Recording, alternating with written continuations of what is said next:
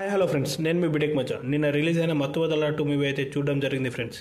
Movie అయితే 2019లో release అయిన మత్తు వదలకి సీక్వెల్ అంటున్నారు. మరి ఆ మూవీ చూసే ఈ మూవీ చూడాలంటే ఫస్ట్ ఆ మూవీ అసలే చూడకండి. చూసినా కూడా మీ మైండ్లోంచి తీసేయండి, ఎందుకంటే ఆ మూవీ చూస్తే కనుక ఈ మూవీ అయితే మీరు ఎంజాయ్ చేయలేరు. స్టోరీ లైన్ విషయానికి వస్తే బాబు అండ్ యేసు ఇద్దరు ఈ టీంలో జాయిన్ అవుతారు. అందులో కూడా వాళ్ళకి సాలరీ సరిపోకపోతే తస్కరించడం స్టార్ట్ చేశారు. ఆ తస్కరించడం వల్ల ఎన్ని ప్రాబ్లమ్స్ వచ్చాయి, వాటి నుంచి ఎలా బయటపడ్డారు, అసలు ఏం జరిగింది అనేది స్టోరీ. సేమ్ ఇదే లైన్తో మత్తు వదలరా అని తీస్తే అదొక మంచి ఎంగేజింగ్ స్టోరీ ఉండడం వల్ల హిట్ అయింది.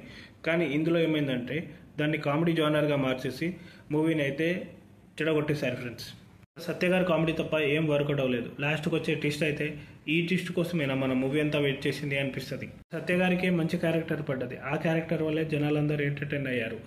అది కూడా సగం ఇంకా కొంచెం బెటర్గా రాసి ఉంటే ఇంకా చాలా బాగుండేది అని నాకు అనిపించింది ఫ్రెండ్స్. సత్య గారి క్యారెక్టర్ కూడా చాలా మంది యాక్టర్ అండ్ యాక్టర్స్ చాలా మంది ఉన్నారు. లైక్ సింహ గారు, రోహిణి గారు, ఫరియా అబ్దుల్లా, సునీల్ గారు, అజయ్ గారు, వీళ్ళందరూ ఉన్నారు. కానీ వీళ్ళ క్యారెక్టర్ ఎవరిదైతే వర్కౌట్ అవ్వలేదు అనిపించింది ఫ్రెండ్స్. వాళ్ళు ఈ మూవీలో సాంగ్స్ అనేది నీళ్ళు, కానీ బీజిఎం కూడా నీళ్ళు.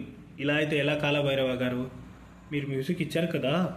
మూవీ డైరెక్టర్ అయిన రితేష్ రాణా గారి డైరెక్షన్ గురించి మాట్లాడుకోవాలంటే ఈ మూవీని డీల్ చేసిన విధానం అయితే జనాలకు అంత ఎక్కలేదు.